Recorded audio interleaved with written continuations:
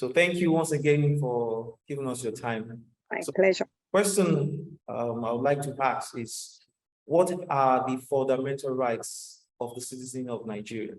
Okay, according to the Constitution, which is Chapter 4 of the Constitution, Chapter 4 spells out the fundamental human rights, and it's in sections 33 to 46 of the Constitution. And it's a law, like every person has a right to life. That is fundamental, is enshrined in the fundamental human rights of every human being, every citizen of the world. Every person has a right to life, and no one shall be deprived intentionally of his life, except if it's execution, which is by way of a sentence. So that person has committed a criminal offense that has been found guilty, and then he can be deprived of his life. Obviously, that is because he or she deprived somebody of their own life. So if you take another person's life, then then a person shall not be regarded as having been deprived of his life in contravention of this section if he dies as a result of use of substances that are permitted by law. So if he dies as a result of the use to such extent in such circumstances as are permitted by law or of force, then for that reason, so for the defense of any person from unlawful violence, for the defense of property, those are the only conditions. That means the person did not deliberately do that, but probably in the defense of your property or something, you lose your life. That's different.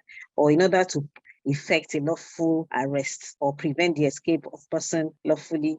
So it's a lot of rights. But number one is right to life. Then every individual is entitled to respect for dignity of his person.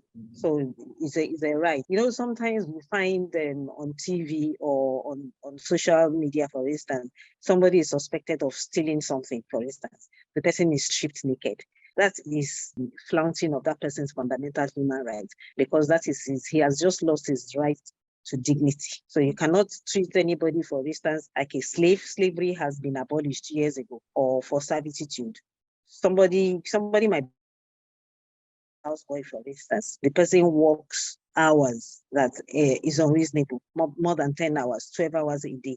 The person wakes up at 4 o'clock, does not go to bed until after 12, and the person is just working. The person is fed a measly meal, being treated as if the person is not a human being. That person's dignity has been taken off him, and that is against the person's fundamental human right. Or like I said, the person is forced to perform compulsory labor against the person's will, being treated like an animal, more or less, then that is an infringement of the person's fundamental human rights. And then there is the freedom of association. You are entitled to associate with anybody. It's your freedom, and you have a right to associate with anybody. The only but is that if the association is found to be engaging in criminal activities, or any activity that is against fundamental rights of other persons, like people who belong to a confraternity, for instance. Yes, you have a right of association, but everybody knows that association, they always have activities that are criminal. So that doesn't go to that extent. That everybody has a freedom of liberty. You have a freedom to go out.